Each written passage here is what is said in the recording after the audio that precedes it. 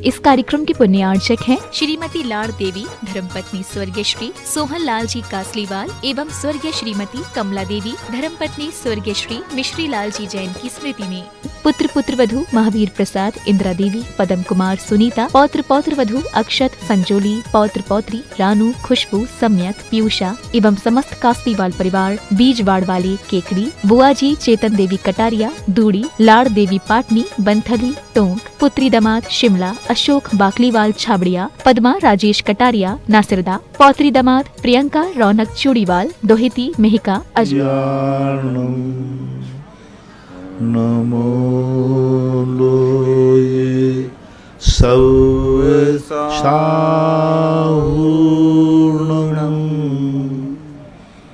पंच परमेष्टि भगवान की जय। आचार्य श्री गुरुवर कुंद कुंद महाराज की जय। आचार्य श्री गुरुवर विद्यासागर महाराज की जय। परम पूजनीय निर्यापक श्रमण पूज्य श्री सुधा सागर जी महाराज की, आचार्य संघ की, चुल्लक धैर्य सागर जी महाराज की। पूज्य श्री के चरणों में समस्त जिज्ञासा कर्ताओं की ओर से कोटि कोटि नमोस्तु वंदन। पूज्य श्री प्रियंका जैन कटनी से नमोस्तु गुरुवर। अगर किसी परिवार में एक के बाद दूसरी तीसरी बहू आती है तो ऐसे अवसर पर अक्सर सास के व्यवहार अपनी तीनों बहुओं के प्रति बदल जाता है, तो इसमें हमको क्या करना चाहिए महाराज श्री? पहली बात तो सासू को यदि 3 बहुओं के प्रति पक्षपात है तो उसे 3 बेटों को जन्म देना ही नहीं चाहिए था,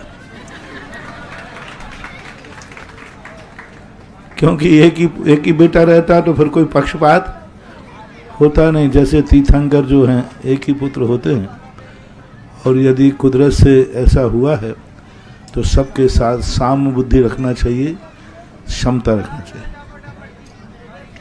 ताज कुमारी सोनी ग्वालियर मध्य प्रदेश से महाराज श्री के चरणों में नमोस्तु। महाराज श्री, सभी भगवान और महाराज एक समान होते हैं, फिर भी कुछ लोग भगवान में भेदभाव करते हैं, ऐसा क्यों? ऐसा कैसे होता है?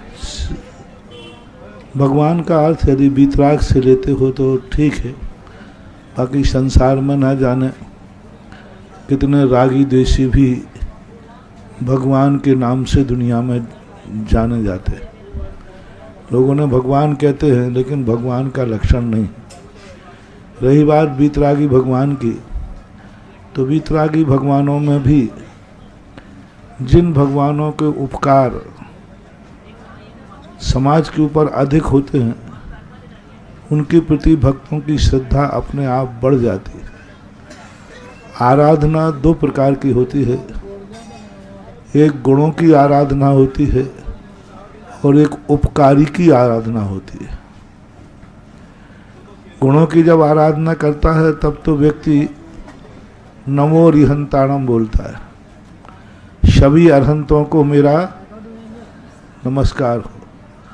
लेकिन जब वो उपकारी की आराधना करता है तो वह फिर इनमें भेद करता है।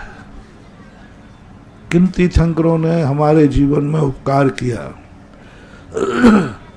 किन तीर्थंकरों ने जगत के प्रति अधिक सहानुभूति दिखाई, और कौन से तीर्थंकरों के चरित्र से हमें एक बहुत तुरंत शिक्षा मिलती है।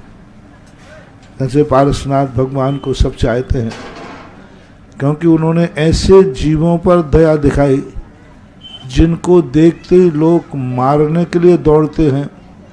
पारसनाथ ऐसे नाग नागिन को बचाने के लिए दौड़े। तो ऐसी स्थितियों में कुछ ना कुछ विशेषता होती है। मूर्तियों में जो भेद होता है वो मूर्तियों में भेद होता है नेचुरल रूप से। एक भगवान की सभी मूर्तियां एक ही प्रभावकारी हों, एक ही अतिशयकारी हों, एक ही लाभ देने वाली हों, शुभ बात नहीं है। हर जितनी भी मूर्तियां हैं प्रतिष्ठा सबकी एक समान होती है, लेकिन मूर्ति का फल, उसका गंधोदक, उसकी भक्ति और पूजन भिन्न भिन्न होते हैं। तभी तो लोग तीर्थ क्षेत्रों की तरफ दौड़ते हैं। तीर्थ क्षेत्रों में जो भगवान है, क्या वह भगवान आपके नगर के मंदिर में नहीं है? मान लीजिए चांदखेड़ी में आदिनाथ भगवान, तो आदिनाथ भगवान तो आपके नगर के मंदिर में भी होंगे कि नहीं? सबके होते हैं। लेकिन चांदखेड़ी के आदिनाथ भगवान की मूर्ति का एक निराला अतिशय है, अतिशय अलग होता है। सांगानेर के आदिनाथ का अतिशय अलग है। तीर्थोदय तीर्थ गोलाकोट के आदिनाथ का अतिशय अलग है। कुंडलपुर के बड़े बाबा का अतिशय अलग है। और जहाँ भी है, सब मूर्तियों में सबको एक समान मत मानना, क्योंकि मूर्तियों की जो स्थापना होती है वह द्रव्य क्षेत्र काल भव भाव को लेकर के किस पाषाण से वह बनी है वह अतिशय, किस दातार ने बैठा लिए वह अतिशय, किस मुनिराज ने सूर्य मंत्र दिया है। सभी के द्वारा सूर्य मंत्र दी हुई मूर्तियां एक समान हो ऐसी नहीं। हर मुनिराज के द्वारा सूर्य मंत्र दी हुई जितने प्रकार के मुनिराज हैं उतने प्रकार का सूर्य मंत्र होता है। मंत्र एक ही है, वो उतना है कि जैसे मान लीजिए भक्तांबर पाठ है तो भक्तांबर तो सभी पढ़ते हैं, लेकिन वही भक्तांबर पूज्यवर मानतुंगाचार्य महाराज ने पढ़ा तो क्या हुआ? हाँ, भक्तांबर वही था कि दूसरा था? वही था। इसी प्रकार से सूर्य मंत्र वही है, लेकिन किस साधु ने दिया है? पाषाण वही है, किस दातार ने उसको बैठाला है? पाषाण वही है, किस शिल्पी ने बनाया है? पाषाण सभी हैं, लेकिन सभी पाषाण एक समान नहीं होते, ऐसा भेद। और गुरुओं में जहाँ तक भेद की बात है, गुरुओं में भेद होता ही है। सभी गुरुओं के चारित्र गुण एक समान नहीं होते। एक क्लास में सभी विद्यार्थी पढ़ते हैं, सभी विद्यार्थी तो हैं, लेकिन सभी गोल्ड मेडल लिस्टेड हों ऐसा कोई नियम नहीं। तो अपनी अपनी योग्यता के अनुसार साधुओं में भेद होते आए हैं। अनादिकाल से साधुओं में भी भेद होते आए। साधुओं को भेद किए हैं पूज्यवर उमा स्वामी महाराज ने पुलाक बकुश कुशील निर्ग्रंथ स्नात कहा। ये मुनियों के भेद करके संदेशा दिया कि मुनि अपने गुणों और चारित्र के माध्यम से भेद को प्राप्त होता है। वैभव काला सूरत से मेरे आराध्य गुरुदेव को कोटि कोटि नमन। महाराज श्री, हम वर्तमान में जिए या भविष्य के लिए चिंता करें, कृपया समाधान दें। वर्तमान भविष्य के लिए ही होता है। किसान खेत में बीज बोता है वर्तमान में, लेकिन उसकी दृष्टि फसल पर होती है। वर्तमान बीज है, भविष्य वृक्ष और फल है, फसल है। तो आपको भविष्य की चिंता नहीं करना। वर्तमान यदि आपका अच्छा है तो भविष्य आपका उज्जवल होता ही होता है, ऐसा मान। 12 राजस्थान से नमोस्तु महाराज। महाराज श्री, पुण्य कार्य करने पर समाज में विरोध हमारे कौन से कर्म के उदय में होता है? पुण्य कार्य करने पर समाज में विरोध हमारे कौन से कर्म के उदय से होता है, और विरोध करने वाली समाज कौन से कर्म का बंद करती है? आप उसकी चिंता करते क्यों हैं? आप अपनी दृष्टि में अच्छा कर रहे हैं, बस आप करते जाइए। हाथी चलते समय ये नहीं देखता है कि मैं चलूंगा तो कुत्ते भौंकेंगे। मैंने देखो कहा था, हाथी को देखकर कुत्ते न भौंकें तो हाथी नकली है, और कुत्ते भौंके और हाथी कुत्तों को पीछे मुड़ के देखे तो हाथी नकली है। हाथी तो अपनी चाल चलता है, चलता रहता है। विरोध की चिंता जब करना चाहिए जब हम कहीं गलत हों। सही हैं और सही के लिए हमेशा सफलता मिलती है। सत्यमेव जयते। ममता काला सूरत भटार से मेरे आराध्य गुरुवर नमन। महाराज श्री, जब तीर्थंकर का जन्म होता है तो क्या उनके परिवार वालों को भी सूतक लगता है क्या? नहीं लगता। अभी मैंने जन्म कल्याणक के दिन इस पर विस्तार से बताया था, आप यूट्यूब पे देख लें। तीर्थंकर के किसी ना तो वो शुद्ध अशुद्ध होते हैं और ना उनका परिवार अशुद्ध होता है, कोई सूतक उनको लगता नहीं। तीर्थंकर एक ऐसी महाशक्ति हैं जो कभी अशुद्धता की स्थिति में ना तो स्वयं आते हैं ना माता को आते हैं। तुरंत देखो ना, तुरंत के जन्म में बालक को कौन उठाने आ गया? सौधर्मेंद्र सची। और कहाँ ले गए? जहाँ पांडुक वन है, अकृत्रिम चैत्यालय है, तो उनके लिए नहीं होता। श्रीमती चंदा आष्टा मध्य प्रदेश से, मेरे आराध्य गुरुदेव नमन। महाराज श्री, पर्याप्ति का शाब्दिक अर्थ क्या है? आगम में इसका क्या प्रयोजन है? पर्याप्ति पर्याप्ति का अर्थ होता है प्राप्ति। उस जीवन को जीने के लिए जो मटेरियल चाहिए, उस मटेरियल को जो प्राप्त कराता है उसको बोलते हैं पर्याप्ति। जैसे कोई व्यक्ति जन्म लेता है तो उसको सबसे पहले शरीर चाहिए, तो शरीर पर्याप्ति हो गई। शरीर की रक्षा के लिए आहार चाहिए तो आहार पर्याप्ति हो गई। शरीर के लिए इंद्रियां चाहिए तो इंद्रिय पर्याप्ति हो गई। श्वास चाहिए तो श्वास पर्याप्ति हो गई। मन चाहिए तो मन पर्याप्ति हो गई। बोलने के लिए शब्द चाहिए तो भाषा पर्याप्ति। एक जिंदगी जीने के लिए सामान्य रूप से जो शरीर और आत्मा के संबंध को बनाने के लिए जो रॉ मटेरियल चाहिए पड़ता है, उसको जो एकत्रित करते हैं उसको पर्याप्तियां बोलते हैं। डॉक्टर मगन जैन आष्टा मध्य प्रदेश से, परम पूज्य गुरुदेव को नमोस्तु। पूज्य श्री, आत्मा अपने विषयों को जानने में कैसे समर्थ होता है? आत्मा अपने आप को अनुभूति से पकड़ता है, अपनी चेतनता से पकड़ता है। जब वह व्यक्ति किसी भी वस्तु के संबंध में सोचता है तो उसको अनुभव होता है कि मैं कौन हूँ। जो दिख रहा है वह मैं नहीं हूँ, जो देख रहा है वह मैं हूँ। जो सुनने में आ रहा है वह मैं नहीं हूँ, जो सुन रहा है वह मैं हूँ। जो बोलने में आ रहा है वह मैं नहीं हूँ, जो बोल रहा है वह मैं हूँ। अहम वेद्मि। अपने स्वयं की सत्ता की अनुभूति प्रत्येक जीव को होती है। जब वह उसके स्वभाव को पकड़ लेता है तो सम्यक दृष्टि, सामान्य रूप से सभी को अपने आत्मा की अनुभूति होती है, लेकिन जब सम्यक दर्शन होता है तो वह अपनी स्वाभाविक दशा को प्राप्त करता है। मैं हूँ इतने ही मात्र से नहीं, मैं शुद्ध स्वरूपी हूँ, ऐसी अनुभूति होती है। पाटनी अंशुल जैन, शिवाजी नगर, गुना से, नमोस्तु महाराज जी। महाराज श्री, अतिचार अनाचार में क्या अंतर है? कृपया इसका समाधान दें।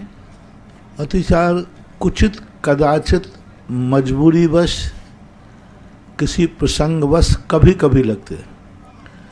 अनाचार में व्यक्ति वह अपने संपूर्ण नियम का नाश कर देता है, संपूर्ण प्रकार का बुद्धिपूर्वक उसका विनाश करता है, तो वो अनाचार की कोटि में आता है। श्रीमती प्रियंका जैन, सैटेलाइट, इंदौर से, नमोस्तु गुरुदेव। गुरुदेव, कर्म करने के पहले धर्म सामने आ जाए तो शुभ और मांगलिक माना जाता है। वही धर्म करते समय यदि कर्म उदय में आ जाए तो वह अशुभ माना जाता है। महाराज जी, धर्म और कर्म के बीच संतुलन कैसे बने जिससे जीवन में सिर्फ शुभ और मांगलिक होता रहे? ऐसा कुछ नहीं है। धर्म के साथ में कर्म का उदय भी सगुण होता है, मांगलिक होता है। हम धर्म करने के लिए जा रहे हैं और पुण्य कर्म का उदय आ जाए तो वह अधिक धर्म करेगा। तो कर्म हमारे धर्म के लिए सहयोगी है। धन है, कर्म है, ये सब धर्म के विरोधी नहीं है, धर्म का समर्थन करते हैं। अशुभ कर्म भी साधुओं के लिए शुभ कारक होते हैं। साधुओं के लिए अशुभ कर्म जब उदय में आता है वो उसको अशुभ नहीं मानते, शुभ मानते।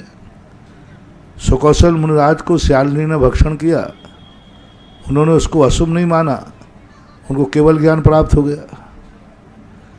तो ये तो हमारी मान्यता है कि कर्म हमारे लिए अशुभ हैं, यदि कर्म को हम निर्जरा का साधन बना लें तो जो कर्मबंध हमारे आर्त और रौद्र ध्यान के कारण बनते हैं वही कर्म हमारे कर्मों की निर्जरा के कारण बन सकते हैं। जो कर्म हमारा अशुभ कर्म का उदय आया उससे व्यक्ति संसारी प्राणी आर्त और रौद्र ध्यान करता है, क्लेश करता है, संक्लेश करता है, रोता है।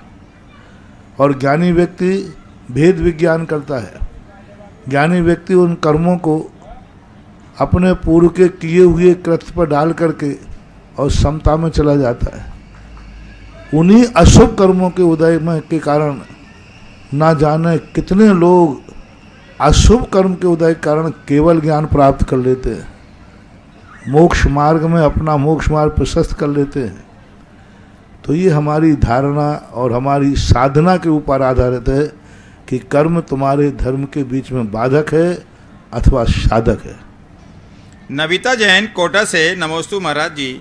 महाराज श्री इच्छा निरोधो तपः ऐसा तत्वार सूत्र में कहा गया है और सही भी है, पर आज एक बात दिमाग में आती है महाराज जी की जब अपन इच्छाओं को रोक देंगे तो जीवन नीरस हो जाएगा, रुकसा जाएगा, थमसा जाएगा, मन में निराशा बनी रहेगी। संसार में रहते हैं तो अपडेट तो रहना ही पड़ेगा ना महाराज जी, सारी बातों को जानना समझना पड़ेगा, वरना बच्चे हमारी मजाक बना देते हैं, कहते हैं कि आप तो रूढ़िवादी हैं, पुरानी रूढ़ियों में जीते हैं आप। आपकी मान्यता गलत है। इच्छा निरोध करने से आप इतने आनंद में चले जाएंगे जो वर्तमान में आपका इच्छा निरोध न होने से आप थाली में तो रोटी खा रहे हैं लेकिन आप बहुत इच्छा करके वर्तमान रोटी का आनंद और चला जाएगा। इच्छा निरोध का अर्थ ये नहीं है कि तुम अपने जीवन को नीरस बना लो। इच्छा निरोध का अर्थ है कि तुम उस सेक चिल्ली जैसी कल्पनाएं मत करो जो तुम्हारे जीवन में उसमें संतोष धारण करो। मैं तो कहता हूँ इच्छा निरोध करने से नीरसता नहीं बल्कि सरसता आ जाएगी। सरसता ये आ जाएगी जो व्यक्ति के पास जो है उसी का यदि वो रस लेने लग जाएगा, उसी को में यदि संतोष को प्राप्त कर लेगा तो कम से कम उसका तो आनंद आएगा। जैसे अभी कुछ दिन पहले मैंने कहा था, एक मजदूर के पास सूखी रोटी है और सूखी रोटी के माध्यम से कहता है ये कोई भोजन है क्या, और खा भी रहा है। तो अब जो उस रोटी का थोड़ा स्वाद था वो भी गायब हो गया। तब कहता है तुम भविष्य की इच्छा का निरोध करो और सोचो कि इस दुनिया में अभी ऐसे लोग भी हैं जिनके पास भी सूखी रोटी भी नहीं है तो उसी रोटी में आनंद आ जाएगा, नीरस नहीं होगा। नीरसता तो आप लोग इच्छाओं में इतनी महत्वाकांक्षाएं, इतनी इच्छाएं हैं, शेख चिल्ली जैसी। शेख चिल्ली था ना, वो शेख चिल्ली क्या करता है कि ऐसे इच्छाएं करता था। वो कहता था इच्छाएं करने से बहुत अच्छा होता है। तो वो छाछ बेचने जाता था और छाछ बेचने जाता था तो रास्ते में उसको एक दिन थक गया तो पेड़ के नीचे बैठ गया और उसको स्वप्न आता है इच्छाओं में कि मैं छाछ बेचते बेचते बहुत पैसे वाला हो जाऊंगा, तो मैं स्वयं की एक गाय खरीदूंगा और गाय रखवाली के लिए फिर मैं शादी विवाह करूंगा, गृहस्थी बसाऊंगा, बच्चे हो जाएंगे और कोई बच्चा गड़बड़ करेगा तो मैं एक लात मारूंगा। तो उसने जैसे वो लात मारी, जो छाछ की मटकी थी वो भी फूट गई। तो बोलो इच्छाओं का निरोध नहीं करने से जो छाछ थी वो भी माटी में मिल गई, और इच्छाओं का निरोध कर लेता तो संतोष धारण कर लेता कि मेरी किस्मत में जो है इसमें है, तो व्यक्ति उस छाछ में भी सुखी हो सकता था। धर्म कभी किसी को नीरस नहीं बनाता। धर्म उन कल्पनाओं की उड़ानों से बचाता है जिनको तुम जिंदगी में कभी पूरी नहीं कर पाओगे। स्वाध्याय मंडल बड़ा गांव धसान से गुरुदेव नमोस्तु।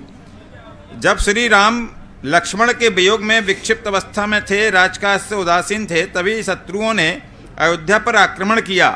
उस समय लवकुश को श्री राम को उसी अवस्था में छोड़कर वैराग्य हो गया। क्या उनका राज्य परिवार के प्रति कर्तव्य नहीं बनता था? नहीं, बहुत बड़ा कर्तव्य था उनका। वही तो उनके वैराग्य के क्षण थे। एक ये संसार देखो कैसा विचित्र है।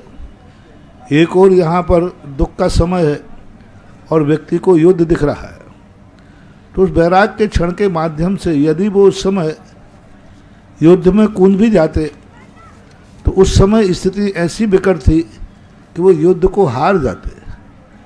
उनके हट जाने से फिर उसके बाद जो घटना घटी, क्योंकि रामचंद्र जी ने स्वयं वहाँ पर शस्त्र उठा करके युद्ध किया, यदि लव कुश चले जाते युद्ध में तो शायद हानि भी हो सकती थी, नुकसान भी हो सकता था। तो उस समय वो वियोग की बात नहीं, विवेक की बात है। आरती जैन बंडा सागर से गुरुदेव के चरणों में त्रैवार नमोस्तु। जिज्ञासा है, जब हम कोई नियम लेते हैं तो उसको पूरा करने के लिए पूर्णता संकल्पित हो जाते हैं और थोड़ा सा स्वास्थ्य नाजुक होने से घर वाले नियम तोड़ने पर बाध्य करते हैं और हम उन्हें बोलते हैं कि नियम ले चुके हैं, आप क्यों पाप कर रहे हैं नियम तोड़वा कर। तो बोलते हैं बाद में ले लेना, प्रायश्चित कर लेना। तो ये क्या सही है? गलत है। नियम लेने के बाद उसको प्रायश्चित का लोभ देना ये बहुत ही गलत है। प्रायश्चित उसका दिया जाता है जो अनायास धोखे से मजबूरी में दोष लगते हैं।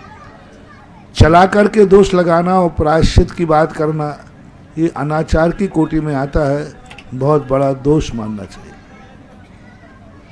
अजित जैन एडवोकेट मांगरोल एसोसिएशन 12, महाराज श्री के चरणों में नमोस्तु। महाराज श्री, कहीं हमने पढ़ा था कि अपनी पीठ मजबूत बनाकर रखिए, क्योंकि शाबाशी मिलेगी तो पीठ पर ही और धोखा भी मिलेगा तो पीठ पीछे ही मिलेगा। तो महाराज श्री, पीठ को कैसे मजबूत बनाएं? पीठ को मजबूत बनाने का अर्थ है जिस रास्ते से हम चलें वहाँ इतना अच्छा कार्य करके आओ कि पीछे से लोग पत्थर नहीं शाबाशी देने का भाव करें। हमारे इस नीति में कहा इसे आदर्श। हम जिन रास्तों से चलें हमारे पैरों के निशान ऐसे बने कि हम जिस रास्ते से चले हैं दो पैरों से, उन इशारों पर हजारों लोग चलने को लालायत हो जाए और हम जहाँ से चलें वहाँ के लोग उनको एक आभार रूप में प्रकट करें। इतने उपकार उनके ऊपर करो कि वो उपकार के कारण से कभी प्रतिकार कर ही नहीं सके। इसलिए पीठ मजबूत का अर्थ है कि अपना अतीत इतना अच्छा हो, इतना बढ़िया हो कि उस अतीत के लिए लोग आदर्श मान लें और उस आदर्श के लिए उपकार के प्रति वो सदा जन्म के लिए ऋणी हो जाए। ऐसा करने से पीठ सदा मजबूत रहेगी। पीठ पर कोई भी व्यक्ति वार करेगा ही नहीं, क्योंकि हमने पीछे इतने अच्छे कार्य किए हैं कि बुरा करने का कार्य नहीं। आज महान आत्माएं मोक्ष चली गई, वो अपनी पीठ कितनी मजबूत करके चली गई कि आज भी उनकी भारत में उनकी जय जयकार हो रही है, उनकी उपासना हो रही है, आराधना कर रहे हैं। वो नहीं हैं फिर भी पीठ पीछे भी आज उन महान आत्माओं की पूजा होती है, ऐसा माना जाए। अत्सा जैन कोटा से नमोस्तु महाराज जी।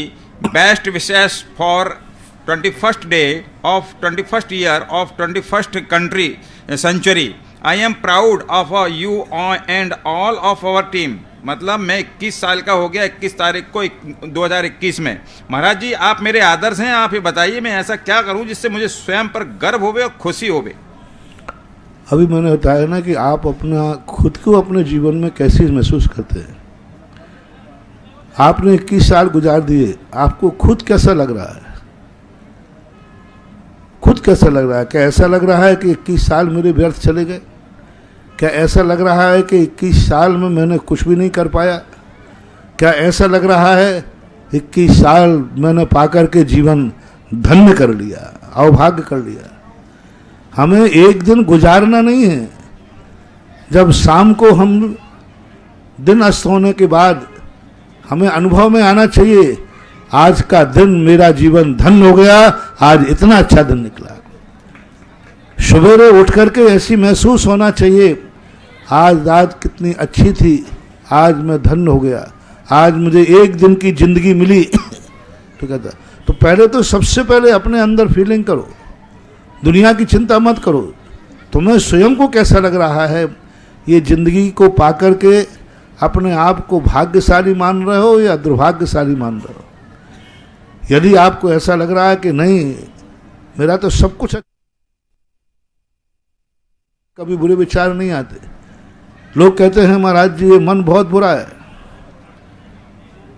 मैंने अपने मन से पूछा क्यों भाई बुरे हो? बोले महाराज आप बताओ, मेरा मन तो बहुत अच्छा है, मेरा मन तो बहुत अच्छा है, इतनी अच्छी अच्छी बातें कहता है, उसी का परिणाम है कि तुम्हारी जिज्ञासा समाधान कर रहा हूं। मेरा मन कितना अच्छा है, मैं कैसे करूं मेरा मन बुरा है?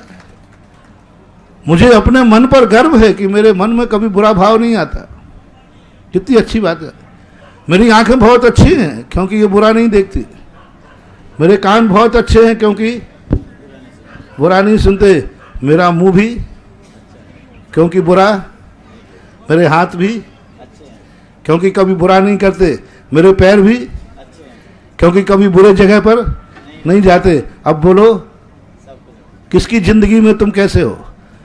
यदि अपनी जिंदगी में हमारा एक एक अंग यदि पवित्र है तो सारे जगत की चिंता मत करो, तुम खुद सोचो कि मेरा क्या है। एक दिन की जिंदगी हमें शाम को ऐसा आनंद से भर दे, आज का दिन मेरा कितना आनंद, प्रतिदिन कुछ ऐसा करो।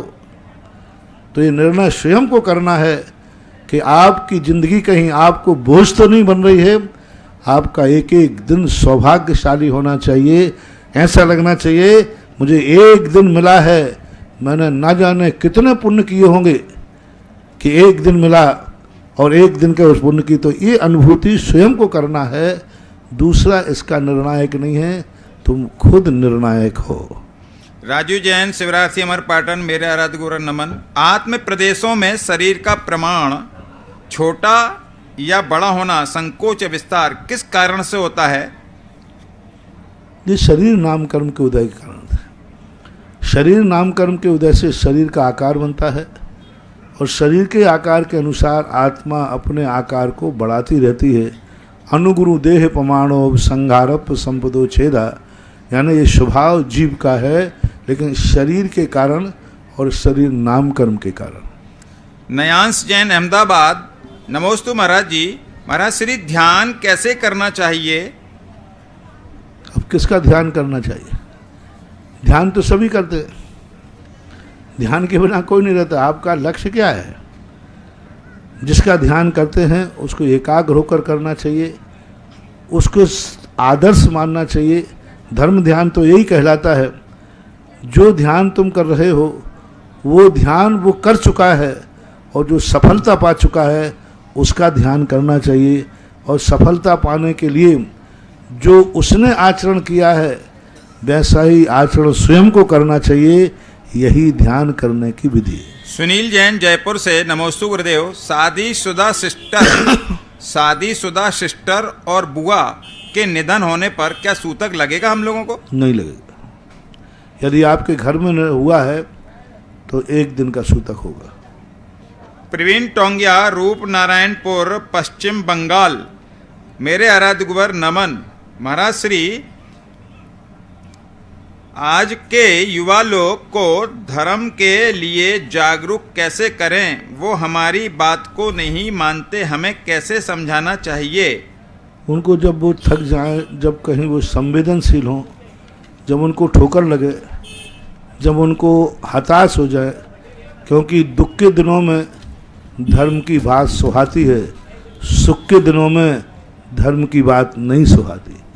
उसके दुख का दिन का इंतजार करो, क्योंकि एक नियम है, जब व्यक्ति दुखी होता है, संकट में होता है, तो उससे जो कहोगे वो सब करने को तैयार होता है। तो उसके दुख का दिन जब हो, जब उसकी ऐसी परेशानी हो, उस समय उसको धर्म की बात कहें तो वो धर्म को स्वीकार करेगा, और उस धर्म के कारण यदि उसका दुख दूर हो गया तो वो सदा के लिए धर्मात्मा बन जाएगा। ऐसा हृदय में स्पंदन की अनुकूलती है हिंदी के शब्दकोश। आगमन शब्द हमेशा आनंद और उमंग की अनुभूति देता है। 24 जुलाई 2021 का निर्यापक्षमण मुनि पुंगव सुधा सागर जी महाराज सत्संग का चंद्रोदय तीर्थ क्षेत्र पर मंगल प्रवेश, मांगलिक प्रवेश जन जन को कण कण में आनंदित और प्रफुल्लित कर गया। 5 माह 2 दिन के पश्चात अरशु नयन में थम नहीं रहे हैं। बार बार मन में यह प्रश्न विचार पैदा हो रहा है कि विहार शब्द की रचना किसने की और क्यों की। निर्यापक शमन मुनि पुंगवशी सुधा सागर जी महाराज ने अपनी देशना में कई बार कहा है कि बहता हुआ पानी शुद्धि का पर्याय है और गमन करता हुआ साधु जो है साधु परमेष्ठी जन जन के लिए कल्याण का मार्ग प्रशस्त करते हैं। ऐसे हमारे निर्यापक शमन मुनि पुंगवशी सुधा सागर जी महाराज सत्संग के पवित्र पावन चरणों में ये सारोला कला छोटी सारोला से जो विराजे हुए हैं भक्त और सुधा कलश और जिनवाणी चैनल पर सुन रहे सभी भक्तों की ओर से आपके पवित्र पावन चरणों में त्रिकाल बार नमोस्तु भगवन, नमोस्तु भगवन, नमोस्तु भगवन। आज देवादिदेव श्री आदिनाथ भगवान का मूल नायक का शांतिधारा का पुण्य अर्जन किया है। श्री विकास जी, मोहित जी, विशाल जी, मणि, अंकित, शेफाली, रक्षा, सुगम, अनित, उत्सवी, दक्षा, प्रकीश, साइली, अशोक नगर ने 2 कलश 55 श्रीफल की राशि से, श्री पदम जी, सीमा जी जैन, राजेंद्र, आशा, हुकम जैन, काका, प्रकाश, छाया, प्रतीक, साक्षी, वैभव, तन्वी, वंदिता, तक्ष समस्त हरसोरा परिवार ने पुण्य अर्जन किया है 2 कलश 55 श्रीफल की राशि से। श्री प्रकाश चंद्र, राहुल, आद्या, सुषमा, तृप्ति, प्रंजाल, कोमल जी जैन इंदौर वालों ने 1 कलश 31 श्रीफल की राशि से। श्रीमती भौरी देवी चौधरी नानी जी के स्वास्थ्य लाभार्थ, रितु जैन के जन्मदिन पर जयप्रकाश, पुष्पा जैन, राखी, नीतू, मंगलम सिटी अलवर ने 1 कलश 11 श्रीफल की राशि से पुण्य अर्जन किया है। सभी के पुण्य की बहुत बहुत अनुमोदना। प्रथम जिज्ञासा के लिए आमंत्रित हैं महावीर भैया और उसके बाद में तैयार रहेंगे हमारे सारोला के सरपंच साहब, तैयार रहेंगे। मेरे गुरुदेव को बारंबार नमोस्तु, नमोस्तु, नमोस्तु। महाराज श्री, आपका ऐसा आशीर्वाद है कि महाराज श्री जैसे चांदखेड़ी के बाबा की जब भी बात आती है तो आप कहते हो कि विश्व की मनोज्ञ, अलौकिक और मंगलकारी प्रतिमा है तो वो चांदखेड़ी के बाबा। और ऐसे ही आपके जो मार्ग आपने चुना है शायद सुबोधों की तरफ है, तो सुबोधय के जो आदिनाथ भगवान है पूरा देश और विश्व जानना चाहता है कि उनमें क्या विशेष ऊर्जा और शक्ति है। नमस्ते महाराज। अभी जो वकील साहब कह रहे थे ना कि बिहार किसने रखा है, बिहार जो रखा है एक चांदखेड़ी वालों ने रखा है। क्योंकि हम जब सुबोधय में थे 8 साल पहले तो एक चांदखेड़ी वाले यही वकील साहब गए थे, महाराज साधुओं को बिहार करना चाहिए। वही बिहार आज बुरा लग रहा है, वही बिहार कल। 8 साल पहले मैं इसी रोड से गया था और सीधा चांदखेड़ी ही पहुंचा था और सुबोधय तीर्थ क्षेत्र से ही गया था। उस समय भी सुबोधय तीर्थ क्षेत्र से ही गमन हुआ था। यूं कहो वकील साहब, आपको ये निधि आपको गिरवी में मिली थी तो ये कहो ना कि हम वापस कर रहे हैं, ब्याज और दे देना। नमोस्तु भगवान। 8 साल का। तो साधुओं का जो बिहार होता है वह अपने आप में बिहार ही सबसे बड़ी चीज़ है। यदि बिहार नहीं होता तो चौलेश्वर से चांदखेड़ी चतुर्मास भी नहीं होता। इसी बिहार की देन है कि सारा भारत लाभान्वित हो रहा है।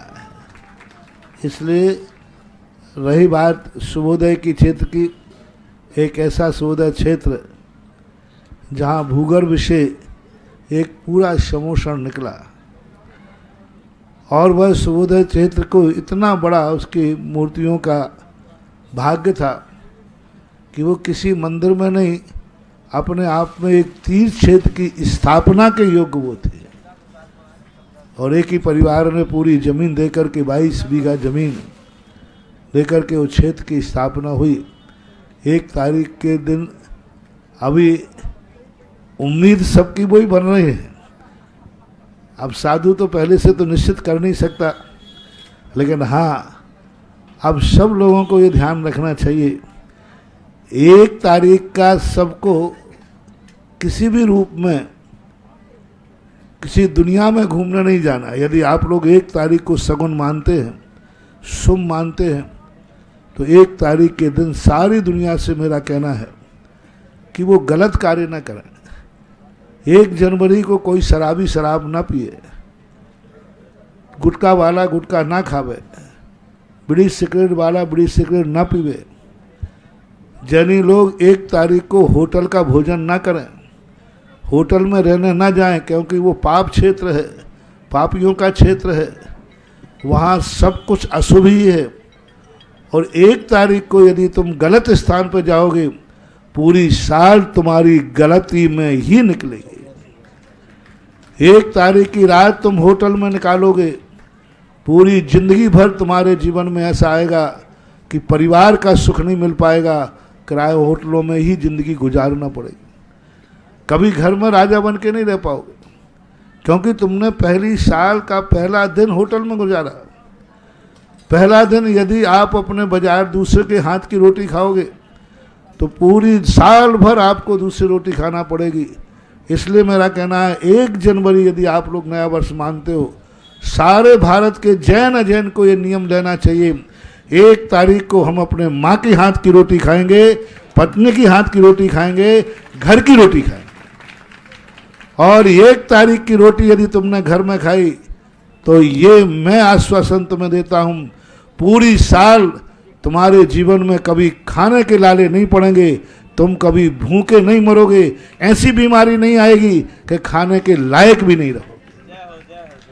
क्योंकि तुमने 1 पहला तारीख जो है उस दिन कम से कम ऐसे स्थान पर, घर का अर्थ अपने रिश्तेदार भी, घर का अर्थ किसी होटल में मत जाना, 1 तारीख को मत जाना। 31 तारीख और 1 तारीख 2 है।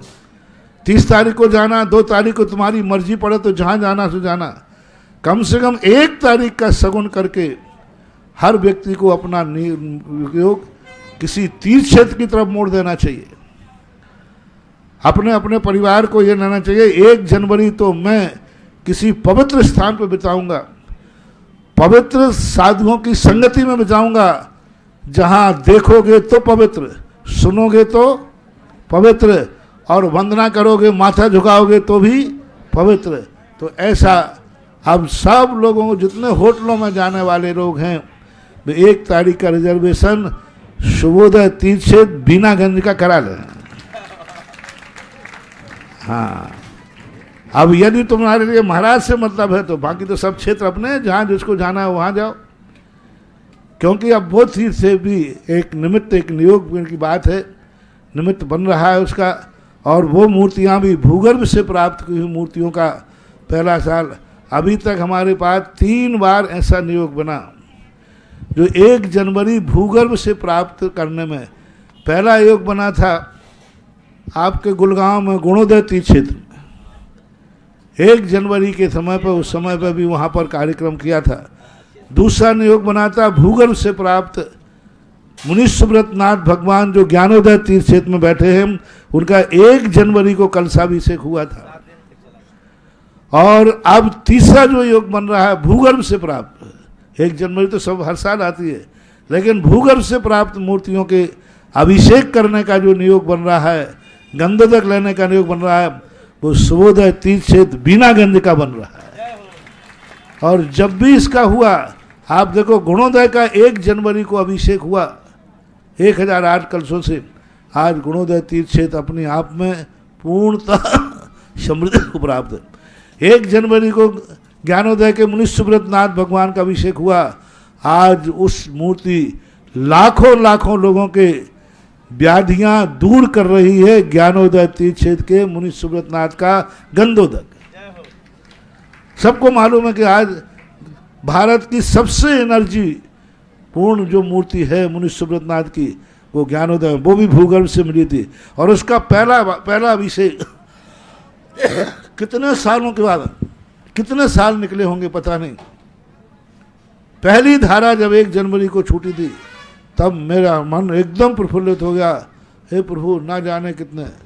ऐसा ही अब तीसरा योग बन रहा है शुभोदय तीर्थ में, भूगर्भ से निकले आदिनाथ भगवान का पूरा समोषण है, कोई एक मूर्ति नहीं है, पूरा समोषण वहीं निकला था।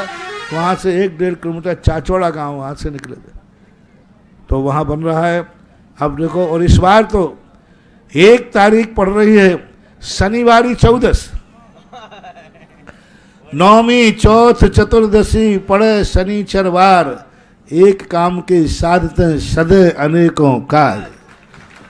और इस वर्ष नया वर्ष शुरू हो रहा है शनिवारी 14 से, तो ये वर्ष नियम से कुछ ना कुछ ऐसे अनहोने कार्य करेगा जो सारा विश्व देखता हुआ रह जाएगा।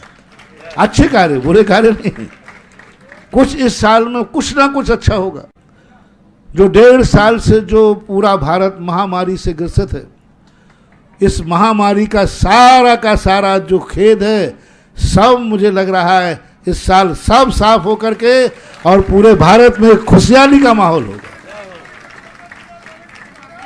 एक खुशहाली का दिन आएगा, क्योंकि शनिवार के दिन 14 का पढ़ना और उसी दिन 1 तारीख पढ़ना, ये अपने आप में सोने का सुहागा, सोने में सुगंधी वाली बात है।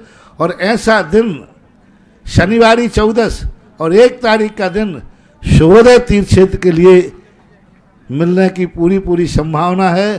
क्योंकि हमारे यहाँ एक शुल्लक जी बर्णी जी थे, वो कहा करते थे, सामर दूर समरिया नीरी। जिस तरफ साधु पीठ कर लेता है वो तो दूर हो जाता है, और जिस तरफ मुख कर लेता है वो पास हो जाता है।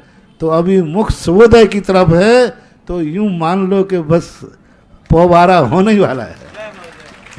महाराज जी का आशीर्वाद है।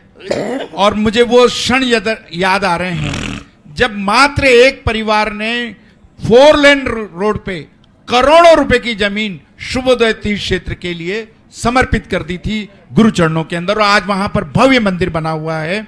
जो भी महानुभाव पुण्य अर्जन करना चाहें, 11 कलश का पुण्य अर्जन किया है श्री राजमल जी, मुकेश कुमार जी साहब ने, अमीर चंद जी, राजेंद्र कुमार जी ने भी 11 कलश का पुण्य अर्जन किया है। इसी के साथ में जो भी पुण्य अर्जन करना चाहें, 1,11,000 रुपए की राशि स्वर्ण कलश की, 51,000 रुपए की राशि रजत कलश की, और 21,000 रुपए की राशि 2100 रुपए मंगल कलश की राशि निर्धारित की गई है। आप संपर्क कर सकते हैं मनोज जी जैन साहब से 9993616566। दोबारा नाम बोल रहा हूं, मनोज जी जैन साहब 9993616566। अंकित जी जैन कुंभराज 9977777285 9977777285। विमल जी जैन 9425034442 9425034442। अंकित जैन 9303778101। जो भी पुण्य अर्जन करना चाहें वो इन नंबरों पे संपर्क करके अपनी सूचना प्रेषित कर सकते हैं, महावीर भैया के नंबर पर प्रेषित कर सकते हैं। आज असीम कालीन भक्तामर विधान का पुण्य अर्जन किया था श्री डॉक्टर सुशील जी, सरिता जी जैन, संतोष कुमार जी जैन, अर्चना जी जैन, सौरभ, ईशा, संकित, पलक, अंकित, रुचिका, चावड़ा सा परिवार, उज्जैन प्रवासी, कैलिफोर्निया USA ने, सुनील कुमार जी जैन, श्रीमती संध्या जैन, सौम्या सेजल, वर्धमान जैन, पूरा विरदा वाले ललितपुर ने 5 शिलाओं का पुण्य अर्जन किया है, भूगर्भ शिलाओं का।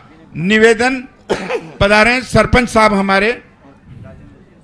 गुरुवार के चरणों नमन नमस्तु। मेरे 2 प्रश्न मन में है।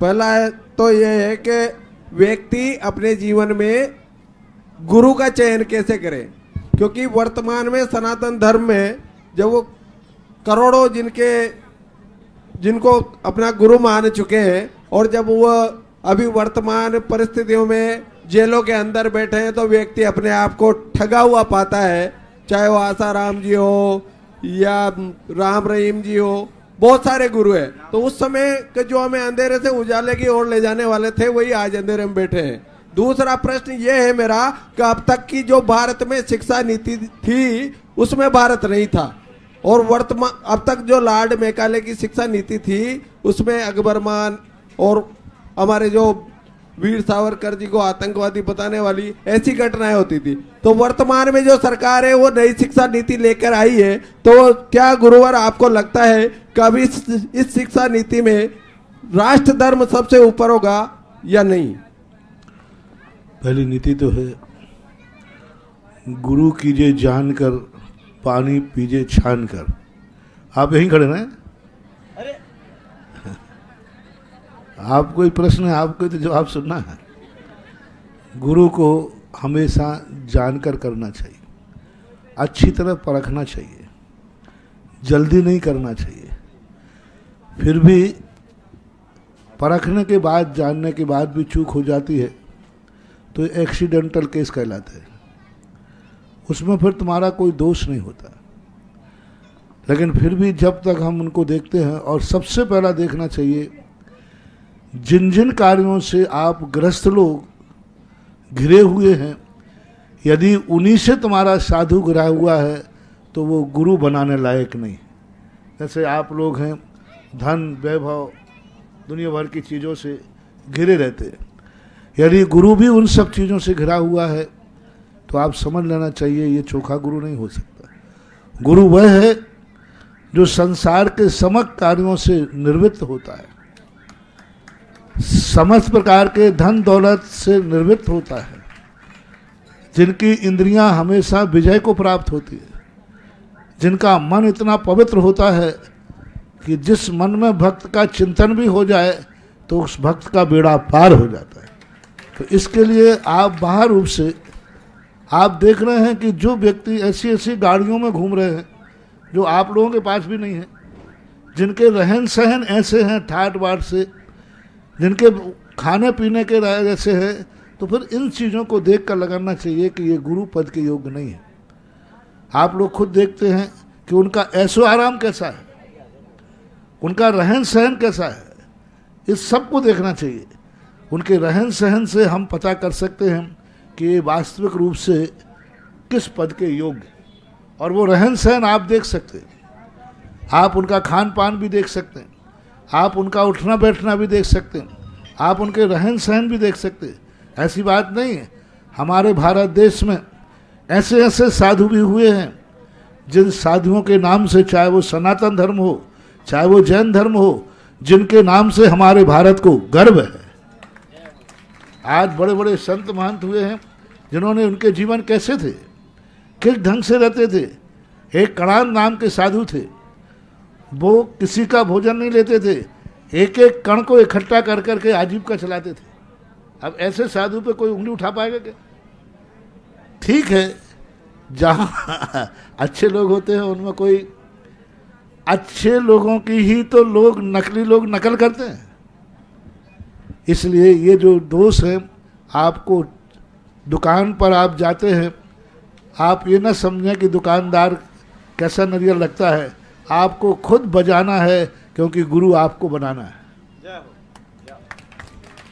आप दुकान से कहें सेठ जी एक चोखा नारियल दे दो, वो कहते यहाँ सब चोखे ही रखे, उठा ले जा। ये तो ग्राहक को बजा के देखना है कि मेरे लिए जो नारियल चाहिए वो चोखा है। ये तो आप लोगों को सोचना है कि गुरु को खूब ठोक बजा के करें, क्योंकि गुरु नाव है जो तुम्हें भी डुबो सकती है और वो स्वयं भी डूब सकते हैं। और गुरु अच्छा मिल जाए तो गुरुओं की तो महिमा ऐसी गाई है, शीश दे यदि गुरु मिले तो भी सस्ता जान। ऐसी बात नहीं है। आप कुछ दो चार मन चलों ने इस साधुता को कलंकित किया है तो आप साधु जीवन से अपना विश्वास न डिगाएं। आज भी हमारे भारत में अच्छे साधु हैं और साधना करने वाले साधु हैं और रहेंगे। ये तो दूसरी बात है। आज जो शिक्षा नीति में थोड़ा बहुत सुधार करने की गुंजाइश सुनिए आया है, बहुतायत यदि ऐसी शिक्षा नीति में सुधार हुआ तो हमारी राष्ट्रीयता, हमारा भारत देश, हमारे पूज्य गुरुदेव हमेशा कहते हैं कि हम इंडियन नहीं हैं, हम भारतीय हैं। सारे दुनिया का नाम उसी नाम में लिखा जाता है जो उनका है। हमारे भारत का नाम आज भी इंडिया है। अरे इंडियन तो उन अंग्रेजों ने, गुलामों ने कहा था, इंडियन शब्द के जितने आसपास के शब्द सब गुलाम में आते, उन्होंने हमारे देश का नाम इंडिया रखा था और वो कहते थे कि ये गुलाम लोग जहाँ रहते हैं। आज हमारे देश में से इंडिया शब्द हटना चाहिए और भारत शब्द हमारा आना चाहिए। हमारा नाम क्या है ओरिजिनल? भारत। हम आर्यपुत्र हैं। और आर्यपुत्र का दूसरा नाम क्या है? भारत देश है। तो ये भारतीय संस्कृति को राष्ट्रीयता की तरफ थोड़ा झुकाव हुआ है। उम्मीद तो यही है कि अच्छी नीति बनना चाहिए। आज उनके नाम लिए जाते थे, आज उनके इतिहास में पढ़ाए जाते थे जिन्होंने हमारे देश को लूटा है, हमारी संस्कृति को तहस नहस किया है, हमारे मंदिरों को तहस नहस किया है। उनकी हमारी कहानियाँ इतिहास में चलती थीं। आज मुझे बड़ी खुशी है कि इतिहास से उनकी कहानी हटा करके एक आदर्शों का जीवन आ रहा है। बहुत अच्छी उम्मीद है, आप भी रखें, मेरा भी आशीर्वाद है। आज विनय कुमार जी जैन, श्रीमती सुदेश जैन, संदीप शिल्पी जैन, शामिल जैन, सिमती जैन, बापू नगर ने पुण्य अर्जन किया है 5 रीम शिलाओं का। इसी के साथ में श्री इंद्रसेन जी जैन, सुभाष जैन, महगांव वाले, नया बाजार, ग्वालियर ने पुण्य अर्जन किया है। चंद्रोदय तीर्थ क्षेत्र की संरक्षक सदस्यता का पुण्य अर्जन किया है 1 कलश की राशि से। पधारें, गुरु चरणों में नमन करके आशीर्वाद प्राप्त करें। राजेंद्र जी हरसोरा साहब, और तैयार रहेंगे आयुषी जैन सारोला। पूज्य गुरुवर के चरणों में मेरा और मेरे परिवार का बारंबार नमोस्तु नमोस्तु नमोस्तु। गुरुवर, मेरी जिज्ञासा यह है कि जब भी मुनिजनों का विहार होता है और उसमें जनमानस साथ चलता है तो वो जो उनका कार्य है वो क्या वैयावृत्ति में आएगा, और इसमें किस क्वालिटी का पुण्यबंध होगा, और वो पुण्यबंध होगा तो उसमें किस प्रकार का उसका फल मिलेगा? महान आत्माओं के साथ 2 कदम चलने पर हमें 200 कदम की ताकत मिल जाती है। जय हो, जय हो, जय हो। महान आत्माओं के साथ 2 कदम चलने पर उनका जो हो रहा होता है, उनकी जो एनर्जी होती है, हमारे जीवन के दुख दर्दों को दूर कर देती है। गुरुओं के साथ इसलिए नहीं चला जाता कि गुरु अकेले नहीं चल पाते। गुरुओं के साथ इसलिए चला जाता है कि जिस मार्ग पर गुरु चल रहे हैं हम उन जैसे बन के न चल सके तो न सही, उनके पीछे तो हम चलने का अधिकारी हैं, और उनके पीछे चलना बता रहा है एक दिन हम इसी मार्ग पर आएंगे। ये सबसे बड़ा संकेत होता है। जिस मार्ग पर आप चल रहे हैं, मैं आज आपके पीछे चल करके ये संदेशा देना चाहता हूँ कि मैं आज आपके पीछे चल रहा हूँ, कल मैं भी इसी मार्ग पर चलूँगा। बहुत बड़ी ताकत। मैंने बहुत बार इस संबंध में कहा कि साधु जब अच्छे लोगों के साथ हम 2 कदम चलते हैं तो वह हमारे जीवन में एक ऐसी सकारात्मक ऊर्जा देता है कि हमारे लिए ज़िंदगी की जितनी हताश हैं, नकारात्मक एनर्जियां हैं, वे सब खत्म हो जाती हैं, ऐसा मन। नमोस्तु महाराज। आयुषी जैन, और तैयार रहेंगे सुभाष जी जैन ग्वालियर, उसके बाद में निधि जैन सारोला। निधि जैन सारोला आगे आ जाए। गुरुवर के चरणों में त्रिबार नमोस्तु नमोस्तु नमोस्तु। गुरुवर, हम विद्यार्थी ऐसा क्या करें कि धर्म की प्रभावना ज़्यादा से ज़्यादा कर सके, क्योंकि धर्म के जब भी कोई काम आता है तो कभी हमारे एग्जाम आ जाते हैं, कभी टाइम नहीं मिल पाता है, तो हम ऐसा क्या करें कि धर्म और पढ़ाई दोनों के बीच में संतुलन बनाए रखे सके? पढ़ाई से हमें ज्ञान लेना है, संस्कार धर्म से लेना है, और संस्कार और ज्ञान दोनों यदि अपने जीवन में चलते रहेंगे तो जीवन की गाड़ी कभी भी गलत मार्ग पर नहीं जाएगी, जीवन की गाड़ी कभी खतरे में नहीं पड़ेगी। इसलिए जैसे हम पढ़ाई के लिए समय निकालते हैं, वैसे हमें धर्म के लिए भी समय निकालना चाहिए। धर्म हमें धन तो नहीं देगा, लेकिन धन की सुरक्षा देगा। धन हमें जीवन नहीं देगा, लेकिन जीने का साहस देगा। धर्म हमें गाड़ी नहीं देगा, लेकिन हमें गाड़ी की सुरक्षा प्रदान करेगा। धर्म हमारे लिए कुछ और अनेक उपलब्धि नहीं कराएगा, लेकिन जो उपलब्धियां हैं उनका सदुपयोग कराने की कला हमें धर्म देता है। इसलिए दोनों को सामंजस्य बैठाना चाहिए। सुभाष जी जैन ग्वालियर, और तैयार रहेंगे निधि जैन, और उसके बाद में अंशु गोदा जी। सभी लोग आगे आ जाएं जिनका। त्रिपाठी जी नमस्ते। महाराज जी, महाराज जी नमस्ते नमस्ते नमस्ते। महाराज जी, हमने मंदिर जी में एक कुआं बना है, उसका टाँके का, बारिश का पानी का, फिर भी लोग उसका बोरिंग के पानी के अभिषेक करते हैं और उनको खूब समझाते हैं और कहते हैं कोई अच्छा पानी, कोई कहता है शुद्ध ज़्यादा है, वो ये कम शुद्ध है। क्या कैसा समझाएं उनको? हम ना समझ के लिए कैसे समझा पाएँ? उनको समझाएं कि टांका का पानी अच्छा है, शुद्ध। और दूसरा महाराज जी, सटक ठंडागम आगम महिलाएं पढ़ सकती है क्या? नहीं, गृहस्थी नहीं पढ़ सकते तो अलग चीज। निधि जैन सारोला, पार्श्वनाथ भगवान निधि जैन वाले बाबा आपको बुला रहे हैं, आप पधारे उधर। निधि जैन सारोला, और तैयार रहेंगे अंशु गोदा जी। महाराज श्री के चरणों में बारंबार नमोस्तु। महाराज श्री, क्या 8 साल से कम उम्र के बालक तीर्थंकर बालक का जन्माभिषेक कर सकते हैं क्या? करना तो नहीं चाहिए, लेकिन कुचित का जाते यदि बालक होशियार है, समझदार है और विवेक वो समझता है शुद्धि अशुद्धि का, तो बात अलग है, बाकी नहीं कराना चाहिए। नमोस्तु। तैयार रहेंगे प्रदीप जी टोंगिया साहब। प्रदीप जी टोंगिया साहब आगे पधार जाएं। मेरे जीवन में अनंत उपकार करने वाले मेरे परम पिता गुरुवर को मेरे और मेरे पूरे परिवार का अनंतों बार नमोस्तु नमोस्तु नमोस्तु। हे गुरुवर, ये मन कैसा है? जब आप राजस्थान में थे तो हमें लगता था चाहिए दर्शन भी नहीं कर रहे हैं, लेकिन हमारे गुरु हमारे पास हैं। लेकिन जो ही हमें लग रहा है कि आप राजस्थान छोड़ के जा रहे हैं, तो ये मन इतना विचलित और दुखी क्यों हो रहा है? क्या कारण है? मतलब हमें क्यों ऐसा कर रहे हैं? राजस्थान में चाचे हम दर्शन भी नहीं कर सकते। राजस्थान की सीमा मिटा दो, भारत के मानने लग जाओ, सब ठीक हो जाएगा। हमारा भारत अखंड है। ये राजस्थान एमपी की सीमाओं ने टुकड़े कर दिया है। अपना भारत अखंड है। कश्मीर से कन्याकुमारी तक भारत एक है, ऐसा मानो, कुछ विकल्प नहीं होगा। प्रदीप जी टोंगिया और तैयार रहेंगे आकांक्षा जैन सारोला। मेरे गुरुवर को त्रिकालवार नमोस्तु नमोस्तु नमोस्तु। महाराज श्री, मेरी जिज्ञासा है कि जब महाराज श्री का विहार होता है तो उसमें श्रावक अपना पुण्यार्जन करने के लिए और बढ़ाने के लिए क्या करें? वही करें कि हमारे लिए जो उन्होंने उपदेश दिया है, जो शिक्षाएं दी हैं, वह हमारे जीवन में याद बनी रहें, आचरण में बनी रहें। साधु भली चला जाता है, लेकिन साधु के दिए हुए संस्कार यदि जीवन में बने रहते हैं तो यही सबसे बड़ी उपलब्धि है। साधु एक ही चीज़ चाहता है, आपका कल्याण, आपका सद्विचार, आपके सदाचार। तो साधु की भावना के अनुसार उनके जाने के बाद भी अपने आचरण को वैसे बनाए रखना, यही साधु की संगति का सबसे अच्छा प्रभाव है। आकांक्षा जैन और नीता जैन शुभोदय तैयार रहेंगी। नीता जैन शुभोदय। गुरुवर के चरणों में मेरा त्रैबार नमोस्तु नमोस्तु नमोस्तु। महाराज श्री, कल मेरा एग्जाम है और आज बिहार की सूचना मिली तो मेरा मन बहुत हुआ बिहार में आने का, तो मैं आ गई। तो मुझे क्या करना चाहिए? मुझे जिज्ञासा है कि आना बहुत चाहिए। अच्छी तरह पढ़ो, सब ठीक हो जाएगा। आशीर्वाद। नीता जैन शुभोदय। शीघ्रता से आ जाएं, पीछे न रहें। और तैयार रहेंगे अरविंद जी जामनेर। अरविंद जी जामनेर आगे आ जाएं शीघ्रता से।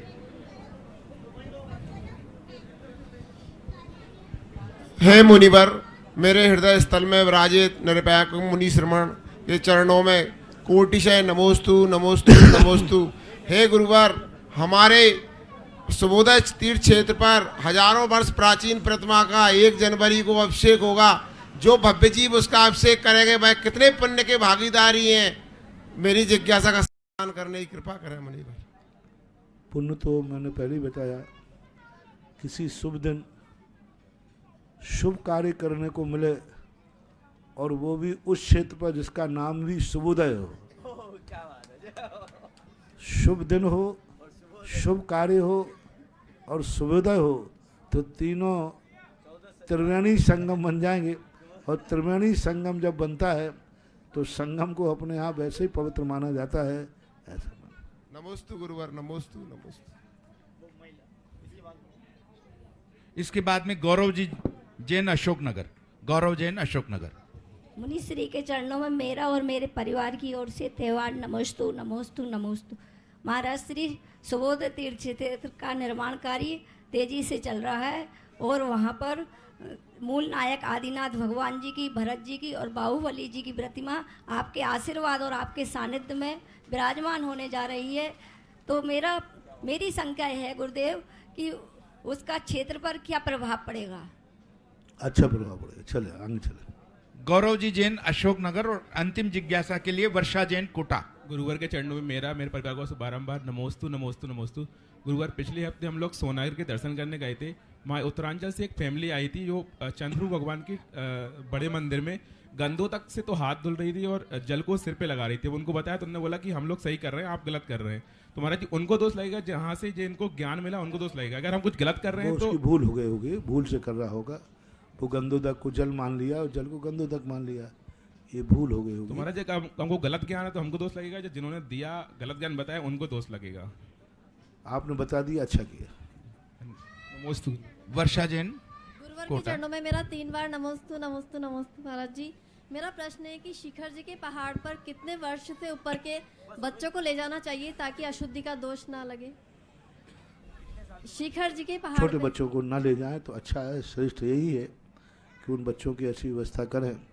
फिर भी बच्चे बच्चे ही होते हैं, उनकी शुद्धि अशुद्धि पर विचार ज़्यादा नहीं किया जाता, क्योंकि बच्चा छोड़ते हैं तो छोड़ने की स्थिति नहीं है, ले जाते हैं तो अशुद्धि का उसका कोई भरोसा नहीं है। आप अपने आप के परिणाम शुद्ध रखिए, बच्चे को बच्चे के ऊपर छोड़ दीजिए, जहाँ तक बने ना ले जाएं। लेकिन अब उसी समय वंदना करने का योग बन रहा है तो ठीक है, व्यवस्थाएं हैं, मजबूरी। इस कार्यक्रम के पुण्यार्चक थे श्रीमती लाड़ देवी धर्मपत्नी स्वर्गीय श्री सोहन लाल जी कासलीवाल एवं स्वर्गीय श्रीमती कमला देवी धर्मपत्नी स्वर्गीय श्री मिश्री लाल जी जैन की स्मृति में। पुत्र पुत्र वधु महावीर प्रसाद, इंदिरा देवी, पदम कुमार, सुनीता, पौत्र पौत्र वधु अक्षत, संजोली, पौत्र पौत्री रानू, खुशबू, सम्यक, पीयूषा एवं समस्त कासलीवाल परिवार, बीजवाड़ वाले केकड़ी, बुआजी चेतन देवी कटारिया, दूड़ी, लाड़ देवी पाटनी, बंथली, टोंक, पुत्री दामाद शिमला, अशोक बाकलीवाल छाबड़िया, पद्मा राजेश कटारिया नासिरदा, पौत्री दामाद प्रियंका रौनक चूड़ीवाल, दोहिती मेहिका अजमेर।